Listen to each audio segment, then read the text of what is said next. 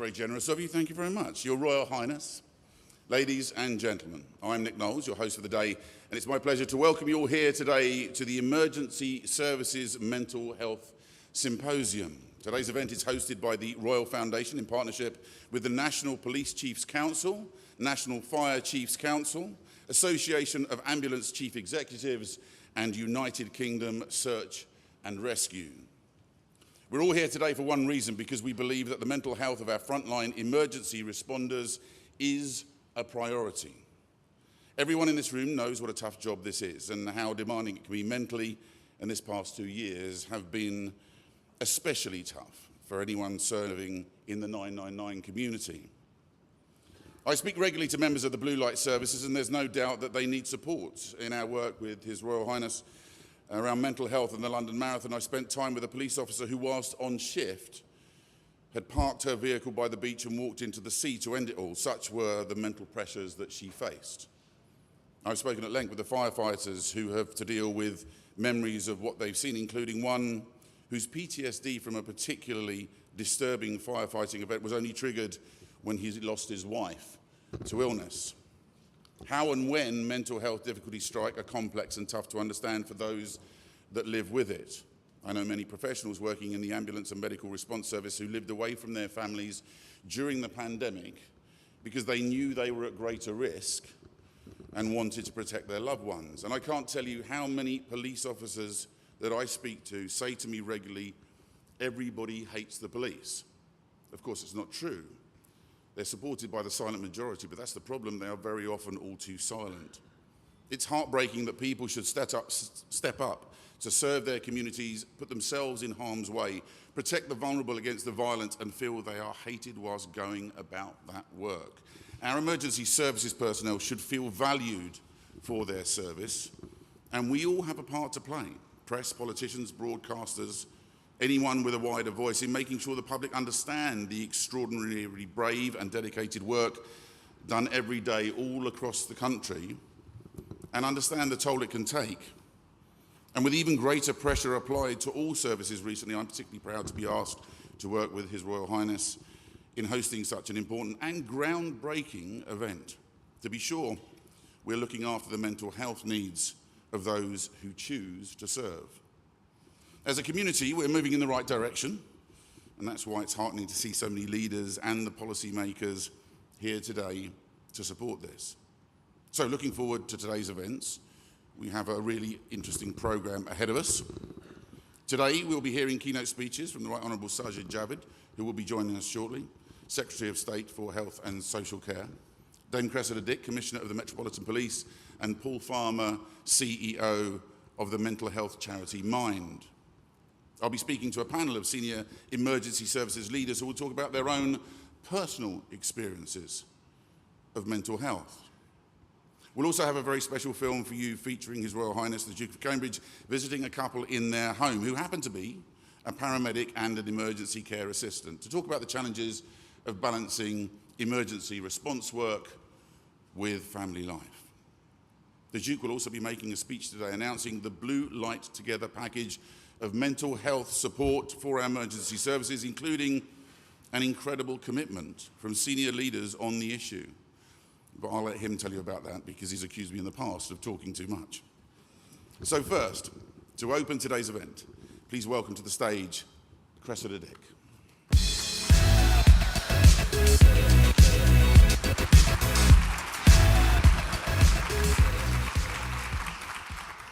Thank you very much indeed, Nick. Your Royal Highness, Minister, colleagues, friends, I want to start by saying how honoured I am to be asked to speak at this very important and very timely symposium. And if I may, to thank you, Your Royal Highness, and the Foundation for making this event happen. I'm sure I speak for everyone here when I say that the personal leadership, passion and sheer hard work you have personally applied to raising awareness about mental ill health has been both inspirational and transformational in so many sectors and so much of society. And in addition, you have always been a stalwart supporter of our emergency services, as well as a member of our emergency services, but a stalwart supporter in so many ways, and we are honestly deeply grateful for that and for the work that you and the Foundation have been doing in the last few years in relation to mental health. It has made and is making a huge difference, so thank you very, very much indeed. Sadly, during the pandemic, we know that mental ill health in the wider population has increased. In my police service, 1 in 3 of our calls for assistance now involve some element of mental ill health. And during the pandemic, we have seen our emergency services perform brilliantly in support of others, being extremely flexible, highly professional, very courageous, dealing with extraordinary demands and doing so cheerfully and with great humanity, giving of themselves for others. But our emergency responders are also human beings, and we owe it to them to redouble our efforts to ensure that they are properly supported, cared for, and helped to stay well.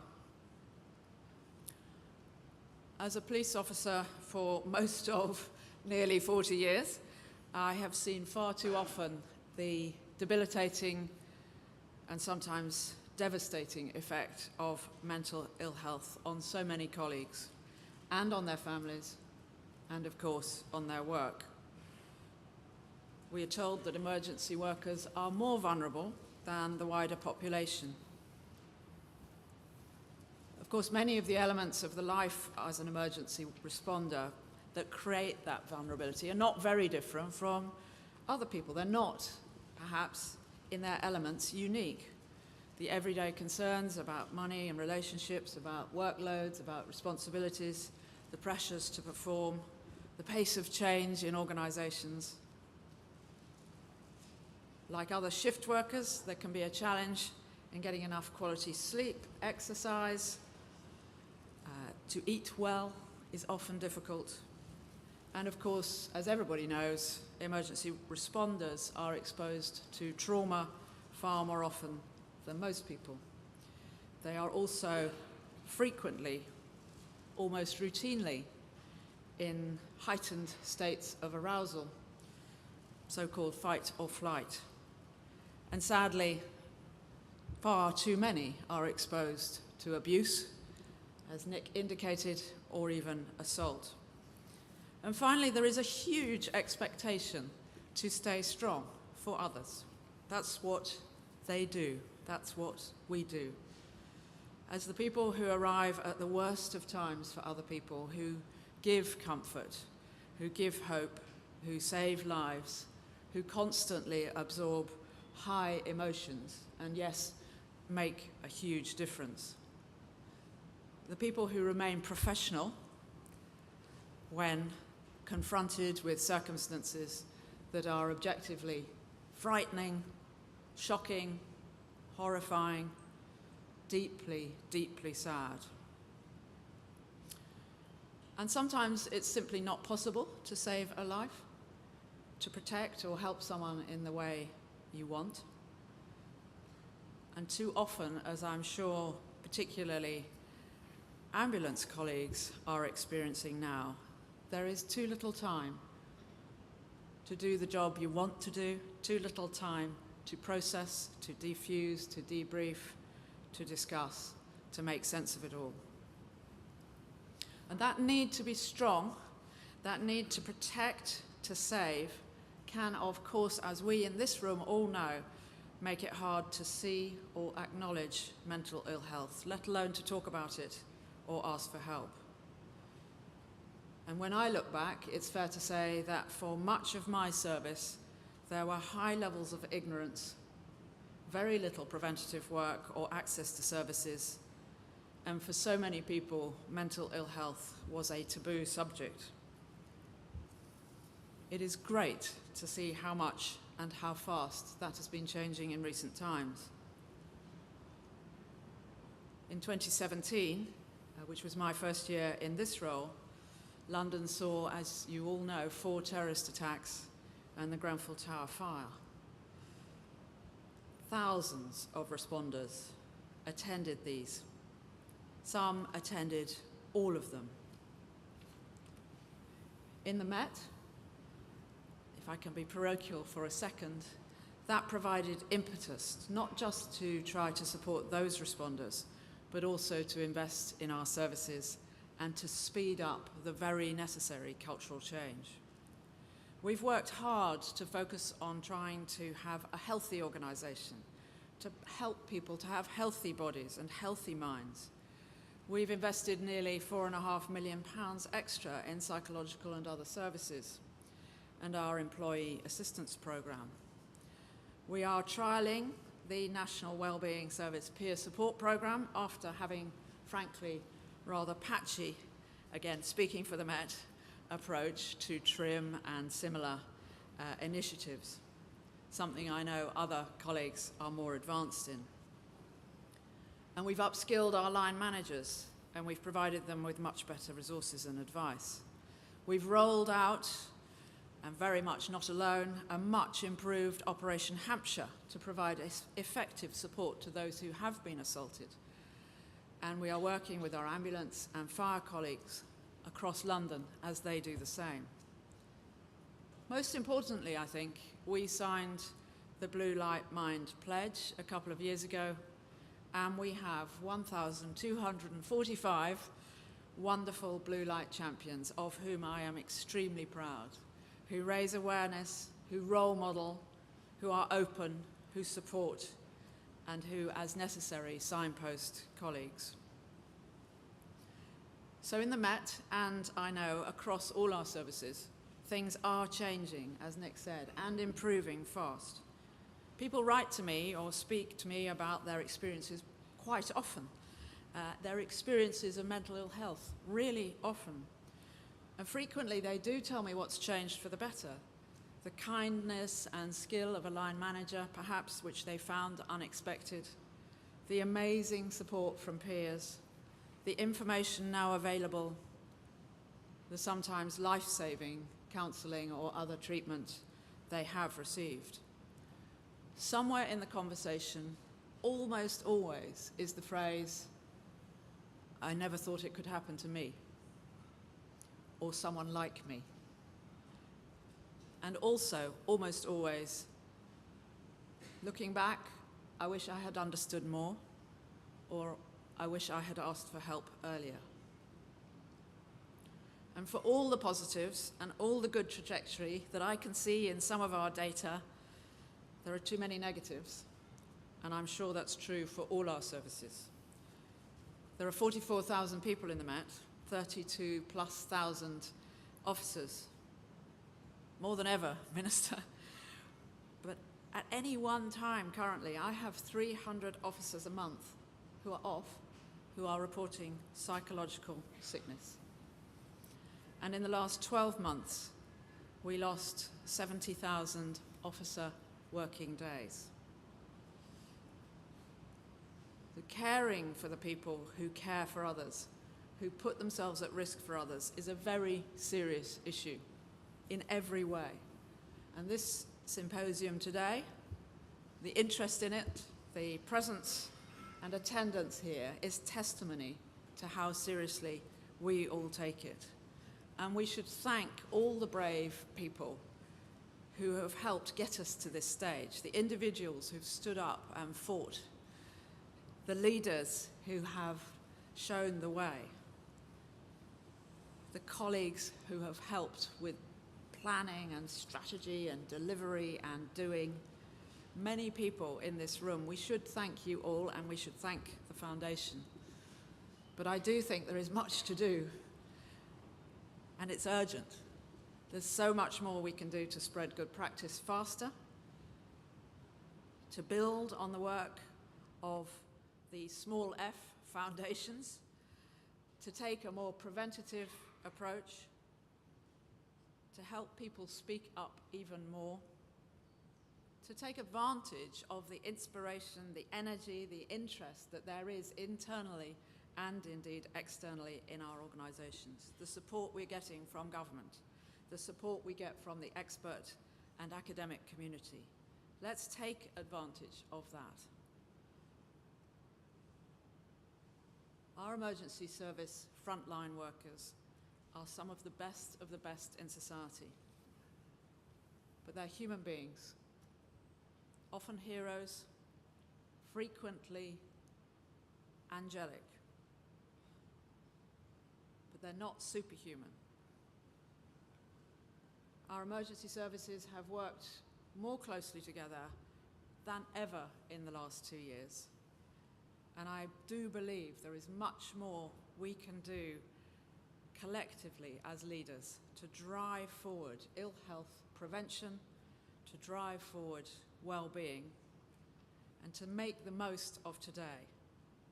Let's make the most of what the Royal Foundation has been doing to support us, and let's take a giant step forward today together. Thank you very much.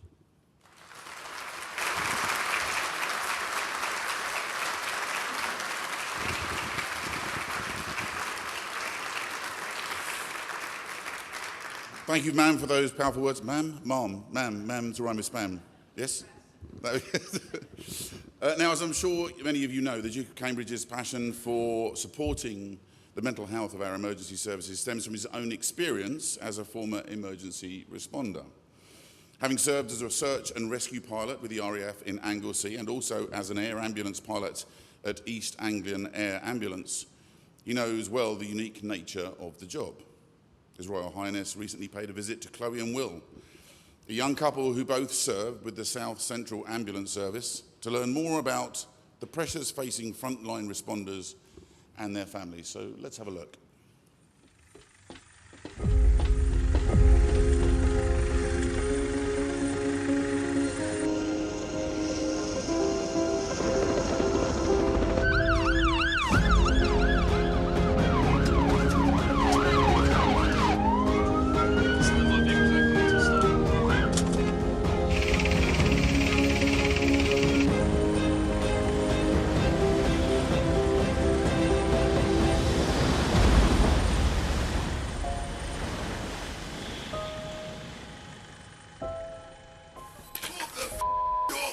Petrol.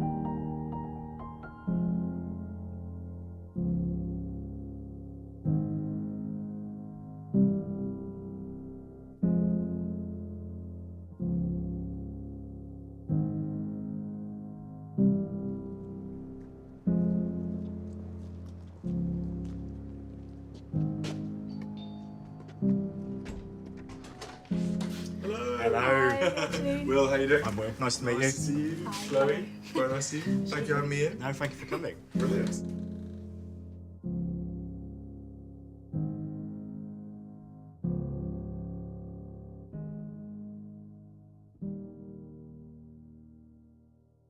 Maybe you could describe like a typical day for both you two, what you see and what you go through. It can be anything ranging from someone giving birth to chest pain to just needing some reassurance, loneliness. Although some things might not be classed as an emergency, to those people it is an emergency, and it's nice to be able to help them through that. We see a lot of people from a lot of social backgrounds, a lot of health requirements. Brutally speaking, everything from birth to end of life. You know, for them it is potentially the one ambulance that they'll have in their life, and to be able to have a positive impact on that and do whatever small things takes to improve that outcome for them is quite an honour. You, Chloe, I think you started quite recently, is that right? Yeah, about just over 2 years ago now. So just as the pandemic started? Just as it was all kicking off. And how was that? Was that a bit of baptism of fire? I guess I didn't know any different, so I just got stuck in, booked a lot of extra shifts to help out. With you guys, particularly NHS, a lot of you have seen layer upon layer of more deaths, more tragedy, more sadness. How did that manifest itself in how you felt going to work each day? Yeah, there was quite an incredible shift in how we were working. A lot of it was the unknown. It was quite a daunting, scary time. And I think it was quite a shock to the system compared to how we had worked. It was scary. You know, we were seeing very, very unwell people. Was there very much at the time a lot of anxiety around what was going to happen? Because obviously it was all new for all of us. I think everyone was afraid, weren't they? Everyone that was working and out there. Yeah. To the extent, I think we resigned to the fact that it was likely that you were going to get ill. Yeah, it was really scary, thinking that you might infect your family. Are you able to keep on top of that and manage it and effectively reduce that stress load? I found that I'm really good at remaining calm on the job, but afterwards those emotions that I haven't necessarily processed, they stay with me and they build up. So my coping mechanism is to just let them all out, just to allow myself to be upset and then move on from there. And I think I went through a phase of not knowing how to deal with it myself. As time goes by and the years sort of progress in service, awareness of what you've been exposed to is quite important. I put this barrier up where I found it easier to ignore it all and not talk about it and not talk to friends, not talk to family, because it was easier if I just sort of had a work me and a home me. But then I later found that didn't help. I was essentially bottling it up. I hear it a lot from not just people in the NHS, but from police and fire and everywhere. And it's this idea of not bringing the job home. We've both noticed it's been very difficult for family members and friends who aren't in the emergency services, who I guess sometimes naturally can't sort of process why we wouldn't want to just sort of talk about it there and then. People want to protect their families, their loved ones from, horrendous and horrible and very sad things. But you're leading two different lives. And you're blocking your loved ones out from a very important part of who you are and who you're becoming. And that's exactly what I used to do. I had that sort of work will, home will. But there's nothing in the training to really promote that, is there? We're meant to individually adapt. Yeah. And so it depends what your background is. Yeah. You might not have the toolbox you need to deal with all these things. And so, we need the training and we need the education to help. I didn't notice myself building up to that point where I wasn't okay, but people around me noticed and they would ask and they'd look after me. My team leader told me, don't do so much overtime, just take a month for yourself. And that really helped, but I wouldn't have known to do that until he pointed it out. When I was in the air ambulance, any job I went to with children, that really affected me, much more than I think if I hadn't had children, actually. So for me, it was the relation with my personal life with effectively the family or the incident I was at. And I found that very difficult. And there were a number of times when, I had to take myself away because I was just getting too involved in it and feeling it. And then going to talk to someone else after the event was really important, but it continues. It doesn't leave you there. You just manage it better. Are there certain incidences or illnesses or things that happen that you feel particularly emotive towards? You get drawn in. Does that happen? Children is something that I think affects everyone, and also the elderly with loneliness. Seeing these people in need does sort of hit home slightly more. I worry for everyone, all of you, who've been at such a high level of work, despair, sadness. When do you take yourself away to process it? Because a lot of it is unseen at the time. You don't know it's happening to you until your circumstances or your environment changes around you. And sometimes it is the hours, the days later that you feel okay to talk about it. And I think a lot of it is self-awareness, as an individual, identifying how you cope. And identifying your weaknesses. So like I said with myself, with sort of bottling things up. Once you recognise that and you know that it's important to talk, I think it's easier to keep those stresses at a manageable level. If we weren't affected by emotions, we'd all be robots. Yes. So, it's okay to be affected by emotions. It's very British for us all to worry about, being affected by emotions, but we all are. That's what makes our relationships important. It's crucial. But it's just managing those feelings so we can have time to feel we can breathe again. Yeah. You guys both seem like you're on that journey of discovery and kind of understanding how important it is. So spread the message, spread the word, make sure your friends are doing the same thing. Yeah. I do.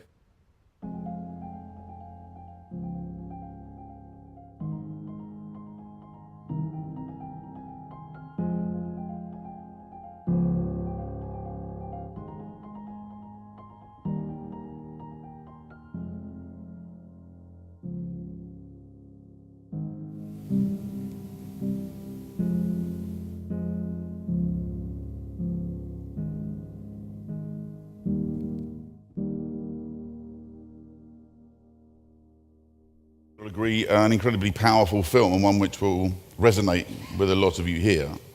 And actually, as a member of the general public, I don't suppose you get to hear it very much, but I appreciate it, and the silent majority do. I just wish they'd speak up a little more sometimes. Chloe and Will are just two of the many thousands of people across the UK who put on their uniform each day and face unique stress and trauma. The emergency services community are trained for this. It is part of the job, but there are times when this can become overwhelming for a whole variety of reasons. Having a culture of openness is healthy. I'm pleased to be joined by a panel of four very impressive people here today to talk about their own experiences of mental health in the emergency services. Would you like to come up as I introduce you? They are Martin Blunden, Chief Officer, Scottish Fire and Rescue Services, Roger Watson, Deputy Director of Clinical Services, East Midlands Ambulance Service, Una Jennings, Temporary Assistant Chief Constable, Cheshire Constabulary, and Dr. John Chatterjee, Consultant Anaesthesia and Pre-Hospital Care, London's Air Ambulance. So now that we've got them on stage, I'm going to come over and join you over here, I think, so we can have a little chat.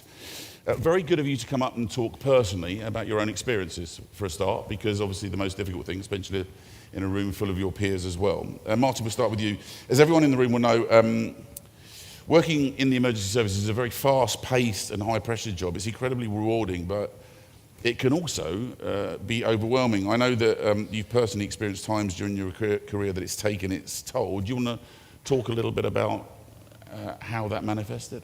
Yeah, certainly. So in June 2009, two very significant events came together in my own life, one work-related and one personal-related. And I felt the best way to deal with them was to try and take my own life. And so I took a fairly sizable overdose and wasn't successful, fortunately. And I'm delighted I wasn't, because I've clearly. It was through a lot of work with a very good occupational health manager in my service at the time, professional help from clinical psychologist, medication, when I eventually accepted that I actually needed some help. And it was interesting, having gone all the way through that, I still didn't accept I needed help for probably a good 9 months. And so I delayed my own recovery. And it took a lot of work, a lot of love from my family, support from my friends, working through the issues that had got me to that place in the first place. And just as I was listening to Cressida talking, I reflected back on the work-related situation which had kicked things off. And even at that stage, I didn't accept I needed help. I was offered help and had a bit of help. And I think the service, as a service, we were immature at the time in terms of providing mental health training and awareness and support to staff. I wish I had, but I didn't. Had you confided in your colleagues, or was that another stage that you were worried about people finding out? That was another stage that I was worried about what people would think about me as a fairly senior officer at the time, as a man, what it would devalue their views of me as a person. And what was the response? Eventually, once I'd gone through everything, the response was mixed. Some were very supportive, some just didn't want to talk about it at all. The person that I was responsible to just wanted me back at work. Just thought I should just get on with it and grow a pair and crack on. So it was an interesting mix. And do you think that it was a combination of two things, both work life and private life, that got you to that position? Oh, most definitely, yes. And not dealing with either, and particularly and talking about them or having anyone to talk to about it? I stuck my head in the sand and just thought I could crack on with it on my own, and I couldn't. And so I had a very clear moment in time where I thought, this is the best thing. It was a serene moment. It was the most peaceful moment I can remember. Really? Yeah, it's an odd thing before you try to take your own life, but that's how it felt. So even in retrospect, you can understand the thinking of the person you were at that stage? Oh, completely, yes. And do you have processes in place now to make sure that you know how to manage when you feel like that? I've got a really good toolbox now. That's really important, I think. We hear that from so many people, so actually, Yes. because if it's part of your life and part of your makeup, it's the process of recognising and starting to see it, isn't it? It is, yeah. Roger, the emergency services are for the public, who the public turn to, whenever in difficulty. With that can come some really uncomfortable narratives and things that you actually have to deal with. But you're all human and you have your own things that you're dealing with, which may well have been tucked away for any length of time. Could you speak a bit about your own personal journey? I was asked to mention my childhood, which is a bit strange, staying as we're all adults here, but I was told by a counsellor once that you can never choose where you're born into, who you're born into, and how you're treated. And that was my childhood life, right till I could get out of the house at 16 and slept rough or whatever I did to get away from the violence and abuse. And that was my life back then. The NHS saved me. I got trapped down the pit, believe it or not. Came out, nobody gave me a job because they go, you've got this condition, you've got that condition. And I applied for a job as a nursing auxiliary on a mental health ward. And it was a long-term mental health ward with patients who had been there for most of their lives. And it was one of those lights-on moments that for the first time in my life I felt I'd got a purpose, that I had found somewhere where I felt comfortable. And then in the late 80s I joined the ambulance service, and that was like joining a family. It still is a family. I've been there 35 years, so I'm just getting to know it. And to be honest, being there was two things, and one was the family that I met and the fantastic people I met across all emergency services, not just the ambulance service, but also the uniform. And people may agree with this or not, but the uniform is a shield for many people. You put on the uniform and you become a different person. You have a confidence that's not there in the background, and you go through your career with that uniform being a very special tool to you. I had, and I'm not crackers, I had a virtual box in my head that everything went into. And it had a strong lock on it. And everything that went in stayed in. Until I had to go back to sort out the family affairs when my mother passed away, when I'd not been back there for 40 years. And the wheels came off. And I went into that black place, which is mental health. I think going forward, we mentioned what ambulance crews, fire, police, everybody has to see. There's no tool on this earth that can prepare the brain for what it's going to see and the emotions it's going to hit on. I, for some reason, was the swan with the legs going at 1,000,000 miles under the water. I remained calm at all times, and I was renowned for being calm on scene. But it's all a facade. And there isn't a person that I know on this planet that isn't susceptible to that black cloud when it appears. And it comes without warning, and it takes next to nothing to do it. For me, it was that event in time. But if I do anything before I retire, which I'm hoping to have at least another 10 years, I want to make it clear that ambulance staff should not feel, or police or fire or anybody should feel ashamed of having a mental illness, ashamed of not being strong. Because when I first joined the ambulance service in the 80s, you showed any weakness and you were going down. And that's the change now that has taken place.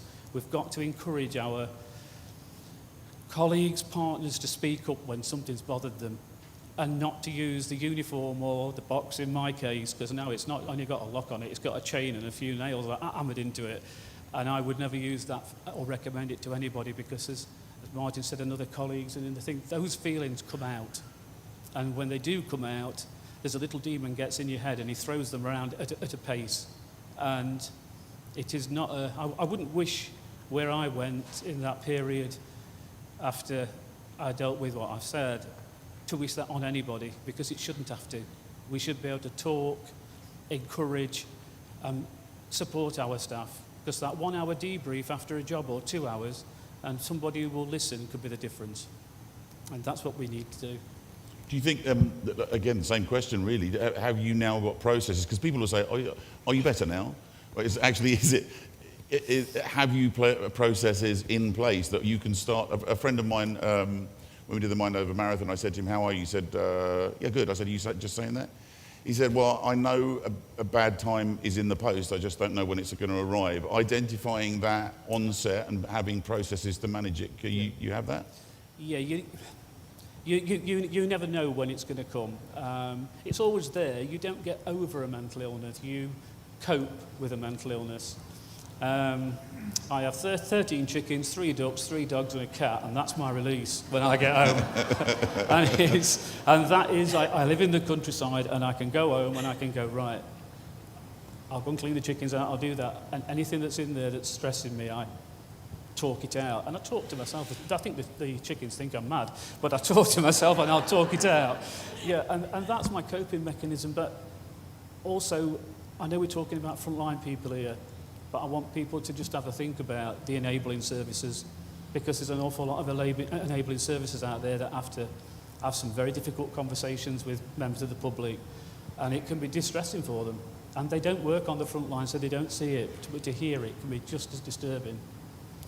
Just one last thing, and we'll move on as well, but if you have an injury, my brother has a bad knee all his life, and every now and again, every year and a half, he twists it and it swells up and he has to take a couple of days off work. With mental health, we tend to, if you say that you've got to take a couple of days off because of mental health, it's a completely different view. Yeah. Just to reassure people, you both have worked and continue to work post your difficulties and felt as effective in your jobs as you were before the process. People should be reassured that they can talk about it and then come back and be just as effective. I totally agree. I never thought it would happen to me. I've heard that said so many times today. Yeah. I never thought it would happen to me. I was so resilient in my job because I loved it. I still do. But you can't get away from it, and you do need that coping mechanism. And it is just working through it and making sure that you can talk to people and you're not afraid. Don't be afraid of it. It's not there to be afraid of it. It's there to talk and to get it out of the system. You talk very bravely, I think, about your childhood and being a vulnerable person at that stage. And Una, you've actually worked with vulnerable people, which means that you've seen both the very worst of what humans do to humans, which must be very challenging. But I guess when you can rescue someone or save someone, it's hugely rewarding too. Yeah, I mean, I've been a police officer not as long as Mum Dick, just for 20 years, so I have a way to go yet. But certainly, as she spoke to in her own opening conversation, much of what we deal with in policing is about vulnerability. Much of what we deal with in policing is about mental health and how we are dealing with that in our communities and in our neighbourhoods. So you're quite right, we see the best and the worst of humanity. But the real common factor between them, I think, is sometimes we see the broken people, the people that don't have anywhere else to go, they don't have anyone else to phone, and that's why they ring the police. So what that brings to the table for us, I think, and for the people I work with every day, is that real crystal clear sense of obligation and privilege in many ways that actually can make a difference. And that's something that I remind myself of every day, and certainly the officers that I work with in Cheshire. Good policing changes people's lives, and it's really important that we remember that, especially on the dark days. In fact, before we came up here, I was chatting to you about this thing about the police officers that talk to me say everybody hates the police and the aggression that you face, and you actually corrected me and said, in actual fact, a lot of the people that we're dealing with are struggling with mental health issues themselves, and that's why they are the way they are. That's a really interesting viewpoint on that aggression that you face.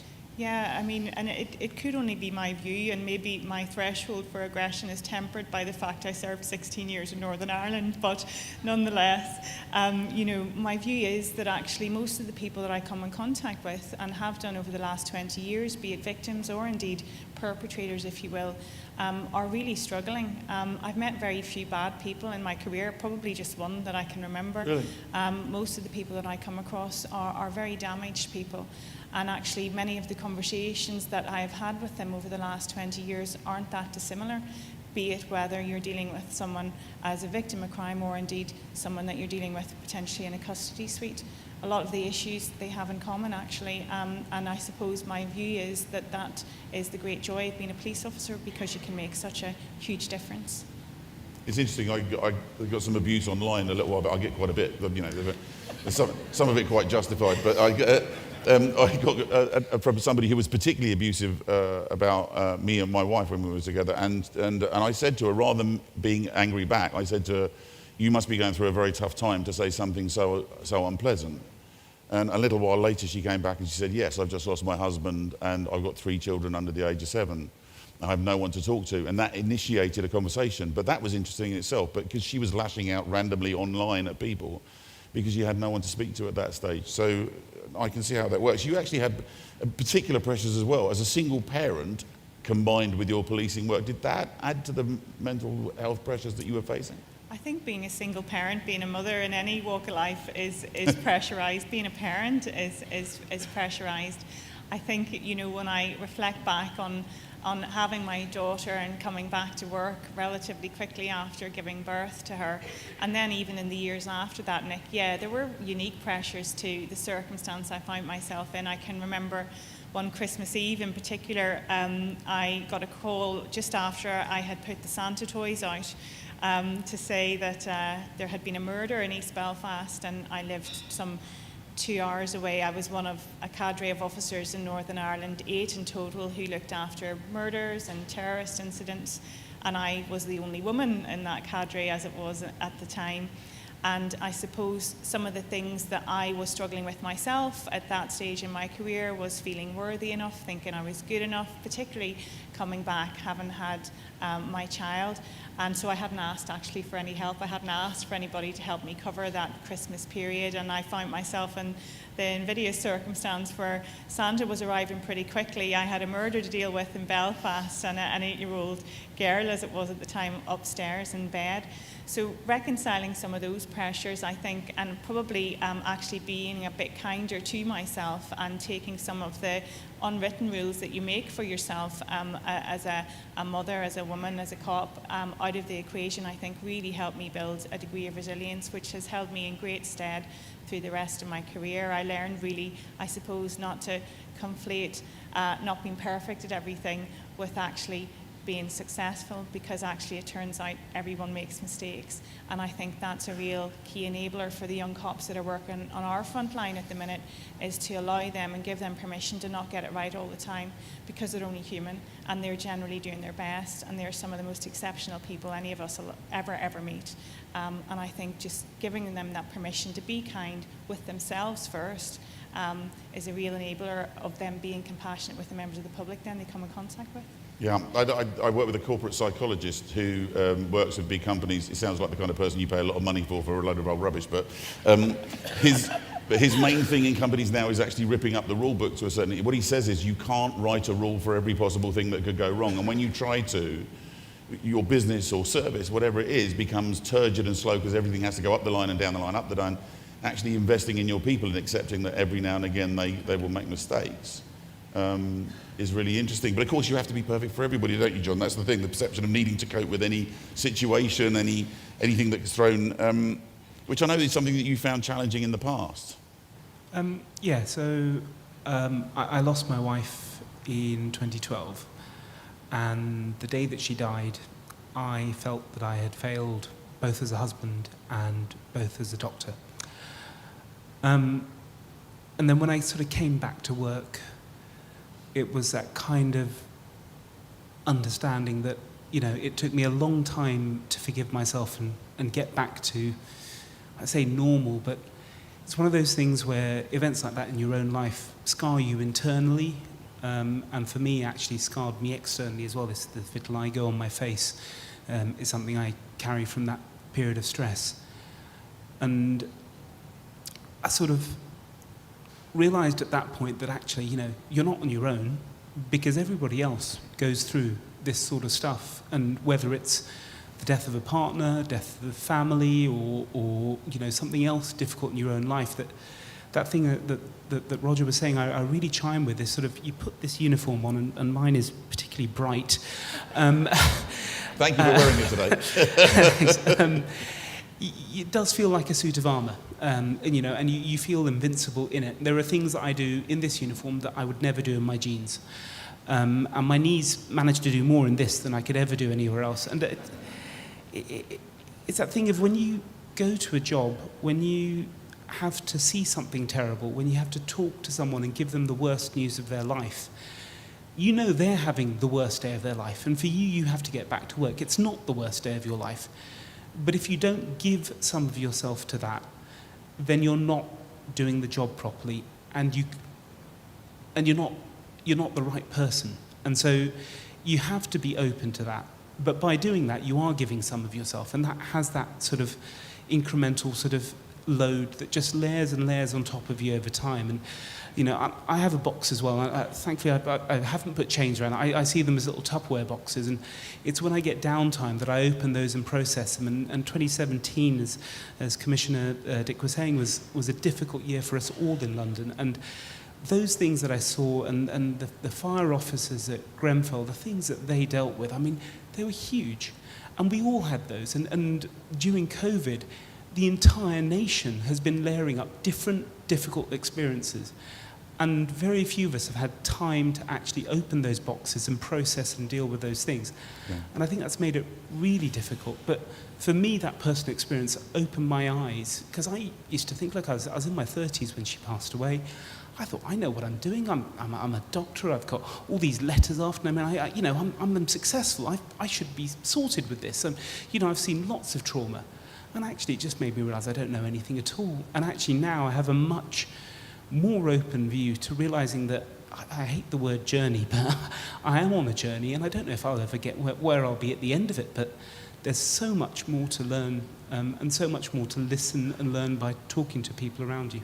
Isn't it extraordinary, though, that we hearing from everyone, there is at the beginning of dealing with their individual difficulties, that sense of kind of being on their own, and it's me dealing with this, and so alone that you think the world would be better off without you, which is I've heard many times from people who've been through that process. And yet the figures are 70% of people in the emergency services believe that their mental health is worse through the pandemic. I mean, so this, it's 3/4 of you that feel it, and yet when you come to crisis, part of it is thinking you're the only person and you don't want people to know.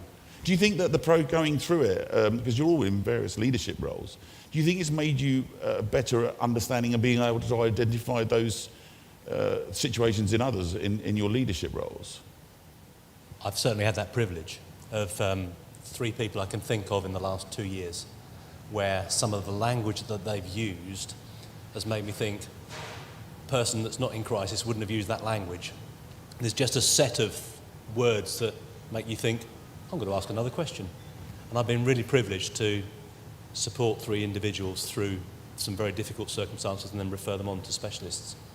So I think it does. I think we have a choice. Certainly that's the view I took when I was appointed chief in 2019. Yeah. Was what did I want to bring into my term as chief from my life experiences that would make things better. And when I reflected back, I realised that actually I hadn't shared my story for about 9 years. And I asked myself, why hadn't I done that? And that's because I didn't feel safe. I didn't feel that I could talk about myself openly. And maybe that's about my own self-worth, or whether I still carry some of those. I still carry some of those sort of things that spark up every now and again. They have pre to today. It's been quite interesting.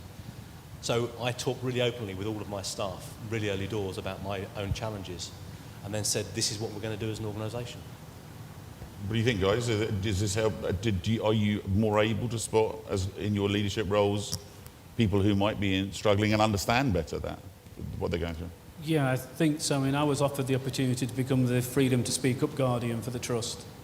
And you can pick up very early in a call, obviously they're confidential and everything's dealt with properly, but you can pick up very early from the tone, from the way they're talking, that there's more to this than just something that's happened in the workplace. There's things in the background.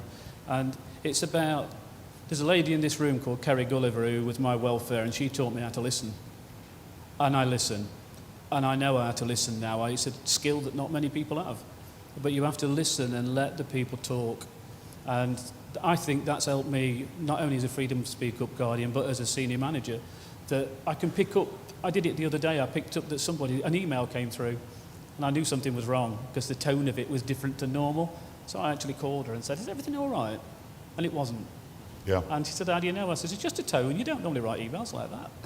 That's not your way, you know." And it is just understanding that everybody's gone through a very difficult time, and you know, it's working from home for the NHS. A lot of people, you know, that's been difficult. It's not what we do. So yeah, I think we can pick up and we can spot things, and if we can help people. Just as you're the people up here who have been through the process and understood it on the very things that we're talking about, what do you hope comes out of these announcements? You know, and how important is this announcement today that it's being talked about and there is actually this proposal to go forward? I just think that everybody up here, and I'm sure many people in the audience have had their own personal traumas to go through to get to where we are. If we as a group can learn that you don't have to go through that to learn, that if we can be open to help people before they get to the situations that we've been in, I think that would be the biggest thing for me. And there are these toolkits and all these things, but I think the most important thing is actually, you know, opening this suit of armour and people seeing that we're all human beings there and we all suffer. Well, I was just going to say, Nick, for me, it's probably around teaching people and giving them permission to be compassionate with themselves first. You know, I think, you know, this work that our frontline responders do is really tough work. It takes all sorts. That's why we need all sorts of people doing it. And actually they will see things that are incredibly difficult and deal with things that are incredibly traumatic and by any measure unusual. So actually understanding that kindness does start at home, and part of being kind is looking after yourself first and foremost, and looking after the people around you, not criticising them, challenging them, supporting them, watching out for them. But most importantly, being compassionate with yourself first, because if you can't look after yourself, you can't respond, you can't look after anyone else. Brilliant. I think it's amazing that you've come up and talked so openly about your own experiences. It personalises an abstract into very clear focus for everyone in the room. So thank you very much, ladies and gentlemen. Please make your way back. So thank you to you.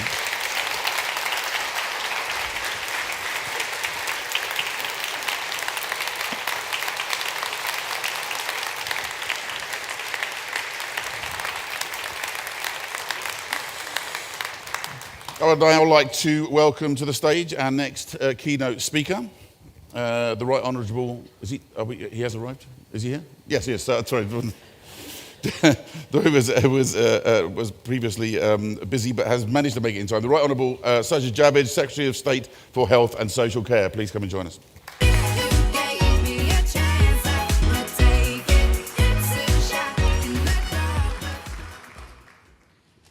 Thank you very much, and I'm pleased that I'll be able to come and listen to the end of that panel discussion as well. Your Royal Highness, ladies and gentlemen, I'm honoured to be here at this hugely important event which shines a spotlight on a vital issue. And I'd like to pay tribute to you, sir, and to everyone else for the commitment that you have shown to this cause. Our emergency services, they represent the very best of us, running towards danger when most of us run away.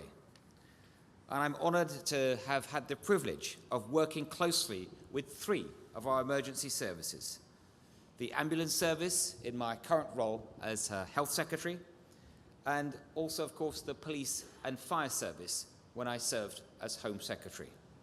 And I've always found it humbling to see the extraordinary lengths that they go to keep us all safe. And not only did I see this through my work at the Home Office and as Health Secretary, I saw it in my own home too. As some of you will know, my younger brother Bas is a police officer serving for the last 27 years. I have to say that one of my proudest moments, one of the proudest in my life actually, was to see his graduation as a senior police officer. But it's been hard to hear from my older brother about some of the experiences that he and his colleagues have endured whilst they're doing their jobs, trying to keep us all safe. And of course, it certainly takes a physical toll, and my brother has had all manner of bruises and cuts to show that. But I know that we don't talk often enough about the mental toll. It's a tough job, I'd say even in normal times, but it's been even tougher during the pandemic. Dealing with the greater demands that a public health emergency brings, while unable to do many of the things that would normally bring us joy, like seeing our loved ones. Mind's illuminating report, the Blue Light Report, reveals just how stark this impact has been, and how almost 7 in 10 emergency responders feel that their mental health has deteriorated as a result of the pandemic.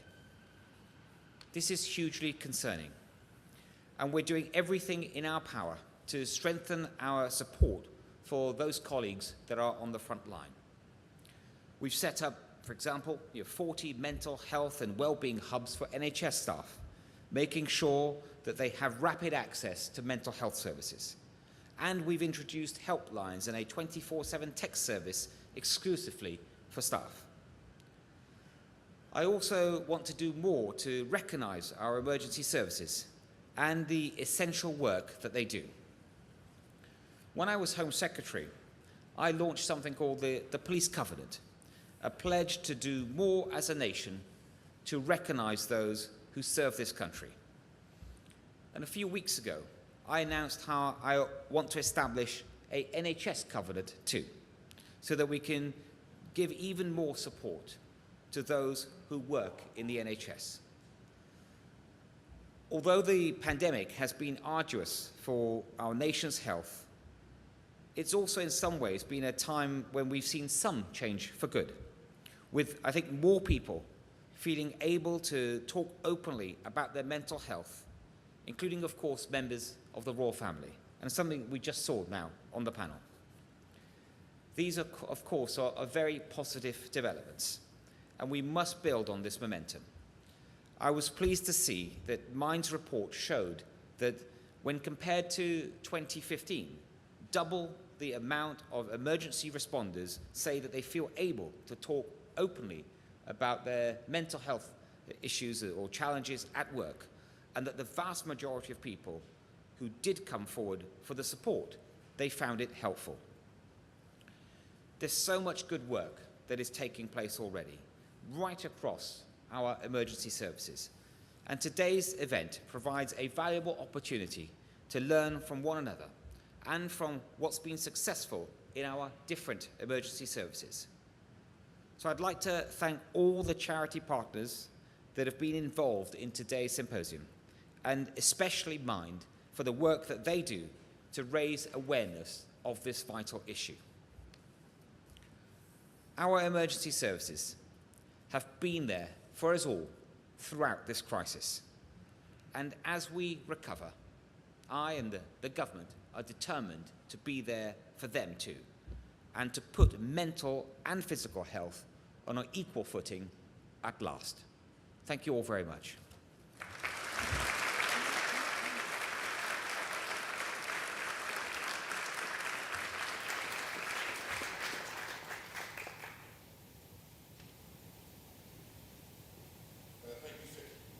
We're back on this one. There we go. Thank you, Secretary of State. Now, many of you in this room have been working closely with the Royal Foundation, the Emergency Services Leaders Board, Emergency Services Charities, and Mind on Blue Light together, a package of mental health support for the emergency services, which the Duke will announce today. Now, please welcome Paul Farmer, CEO of Mind.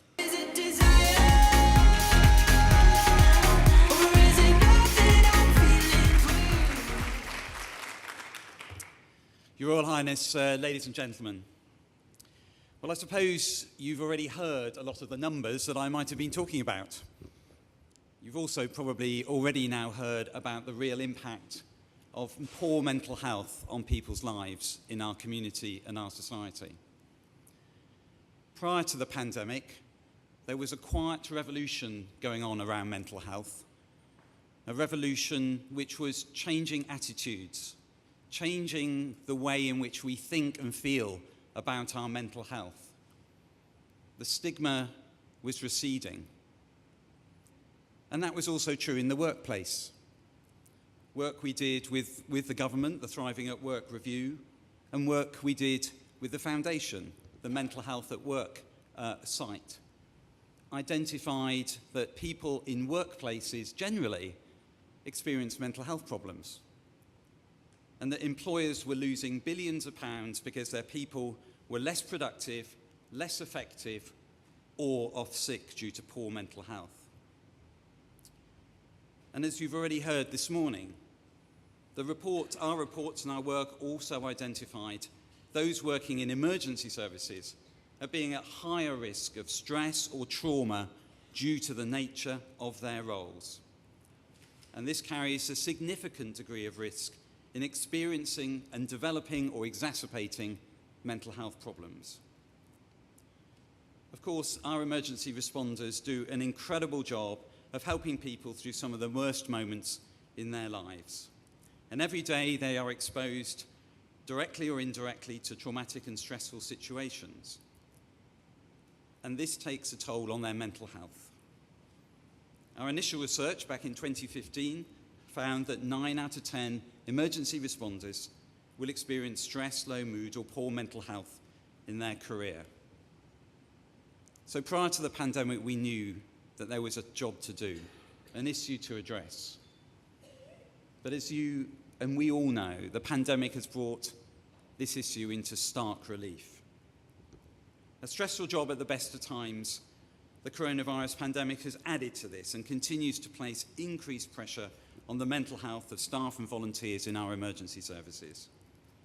And our research found that 69% of emergency responders' mental health had deteriorated as a result, and that people have said that the pandemic had exacerbated their stress. 16% of people sought help and advice. 32% said they did not think their issue was serious enough to warrant support. We shouldn't be surprised by these numbers, but we cannot ignore them. So what can we do? Well, we know that none of us can do this on our own. It requires collaboration, inclusion with emergency services, professional bodies, charities, and policymakers to help address the mental health challenges faced by emergency responders. And together we must continue to fight for blue light mental health. And that's why we at Mind are incredibly proud to be working with the Royal Foundation through the Senior Leaders Board, as well as our partners, Police Care UK, Firefighters Charity, and the Ambulance Staff Charity, in the development of Blue Light Together, the new and trusted hub of mental health information and support for emergency services staff, volunteers, and their families. But we know that it's not just about creating a space for people to find and access the support they need. It's about encouraging them to do so too. Many emergency responders have told us that they often feel they are under a great deal of pressure, hailed as heroes or villainised for not doing enough. The weight of expectation can be overwhelming. And that's why we've recently launched a campaign that directly addresses that stigma around seeking support, which we'd like to play for you now. A search and rescue worker is being called a hero tonight after pulling a man from the sea in Aberdeen. A 7-year-old girl had to be united with the hero firefighters who saved her life. What's it like being a hero?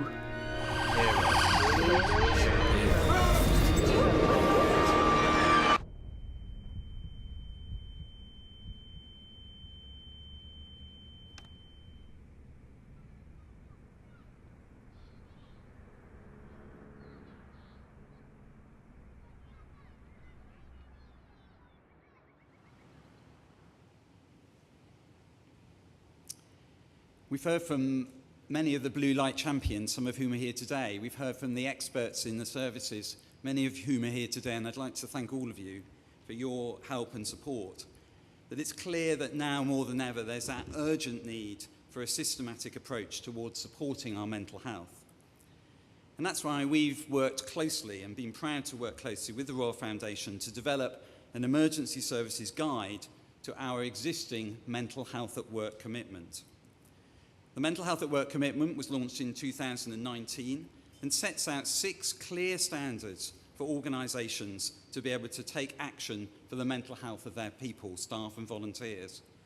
It's developing a systematic programme of action, ensuring work design and organisational culture drive positive mental health outcomes, promoting an open culture around mental health, increasing organisational confidence, providing those mental health tools that we heard about, and increasing transparency and accountability through reporting. It's based on the Thriving at Work standards, and we already have over 1,400 organisations who have signed up to this commitment. But we know that there's a need for a commitment like this to support everyone across organisations. And that's why we've set out guidance and support for senior leaders, wellbeing leads, and mental health champions across the mental health service, the emergency services. Signing up to the commitment represents a collective movement, a statement of intent, and declaring that mental health at work is a priority for all. And we invite you to join that movement. Thank you very much indeed.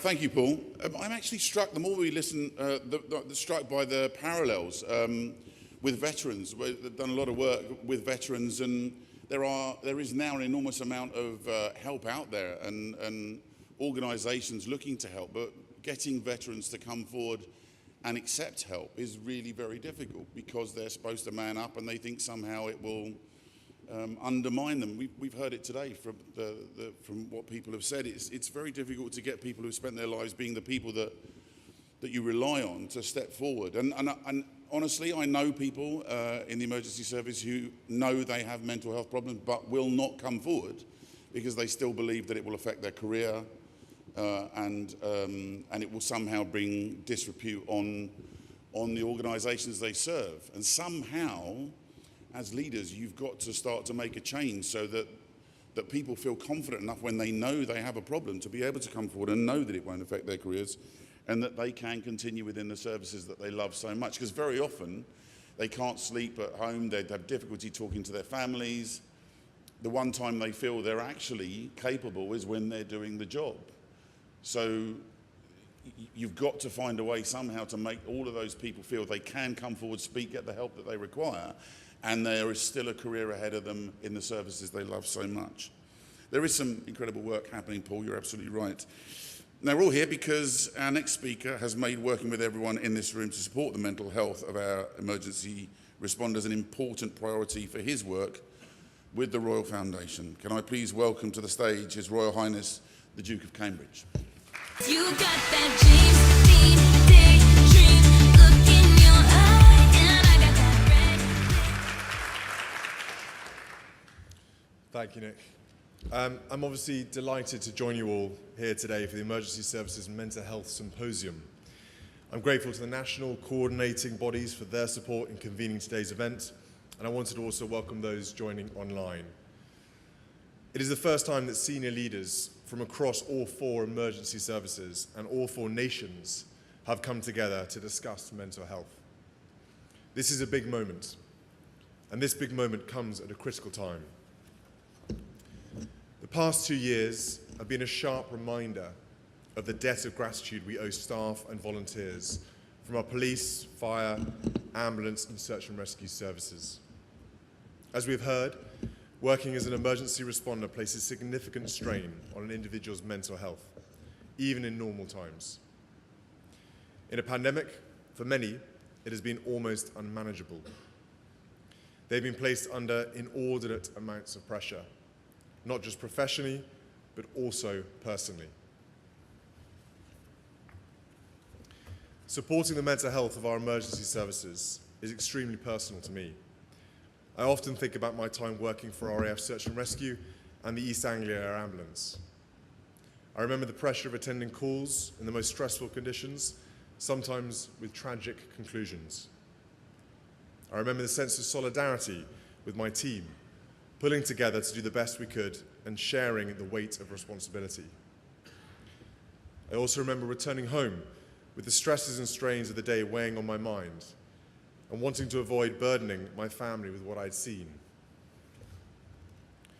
When I spoke to paramedics Will and Chloe earlier this month, it reminded me of the complexities of talking to family and friends about the job. Will spoke about having a split personality, one for home and one for work. I hear this all too often, and as Will described, bottling up the acute stress of the day-to-day ultimately has its own costs on a person's mental health. That's why I'm passionate about the need for emergency responders to be given mandatory decompression breaks. As Chloe's experience demonstrated, we can't always rely on an individual recognizing this need on their own. And we cannot expect our emergency responders to be able to continually shoulder the strain of their roles without any consequences. Whilst acknowledging the challenges, it's important to recognize the positive progress that has been made in recent years. Society as a whole is more open to talking about mental health. And it has been reassuring to hear directly from emergency responders that workplace mental health is increasingly being prioritized.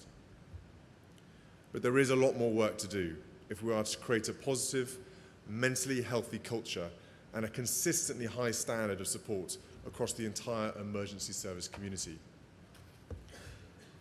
I'm therefore delighted to announce that senior leaders representing the national bodies have today signed the Mental Health at Work commitment on behalf of emergency services right across the UK. This is an unprecedented agreement, and it sends a powerful message to all emergency responders that mental health is and will remain a firm priority for the UK's emergency services. It means that for the first time, a uniform set of standards for supporting the mental health of emergency responders will be adopted and integrated into their workplaces. New resources and tools will be rolled out across the services, and the independent oversight bodies will be able to assess organisations' work in this area against consistent criteria, which will help change culture and hold leadership to account. This is a crucial step in ensuring that the staff and volunteers who work so tirelessly for our nation can be properly protected.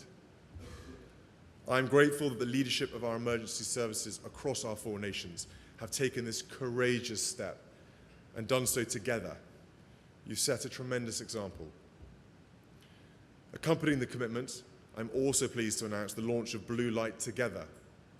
This is a package of support specifically designed for emergency service personnel, serving and retired, and their families. Blue Light Together has been developed by the Royal Foundation with our partners and includes specialised information and advice to help emergency responders with their mental health. Real-life stories and tips from serving personnel, and guides for employers so that they can support the well-being of their people.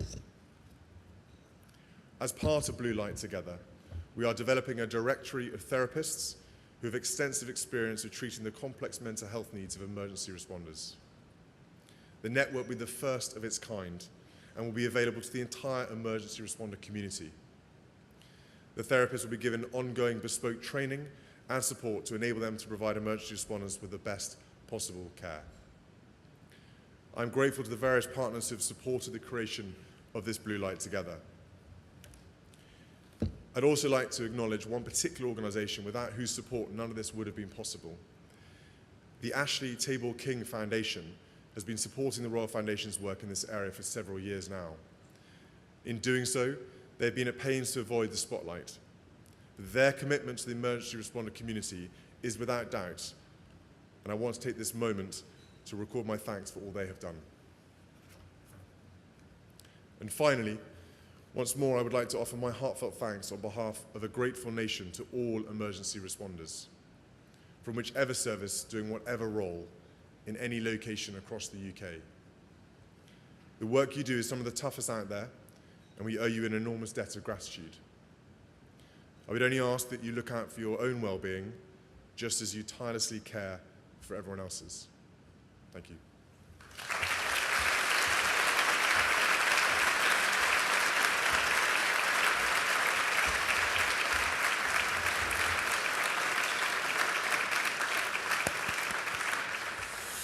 Thank you, Your Royal Highness. So that brings today's symposium to a close. I hope you leave here inspired by the incredible commitment shown by your peers and with renewed determination to execute the mental health at work commitments declared here today. You will find details of Blue Light Together in your programme. Please do share this with your staff and colleagues to help ensure everyone in your organisation can find help and support if and when they need it. The programme includes a link to photos of today's event that will be available this afternoon. Please do check back and use the opportunity to share those on your intranets and in-house publications. The Royal Foundation will be sending a short survey about today, and we'd really appreciate it if you took the time to fill it out. Look out for it in your inboxes this afternoon. If I can ask you all to remain in your seats just for a moment whilst His Royal Highness takes his leave, and let's have a round of applause for all our panel members who I thought spoke so honestly and openly today, and our speakers today. A round of applause, please.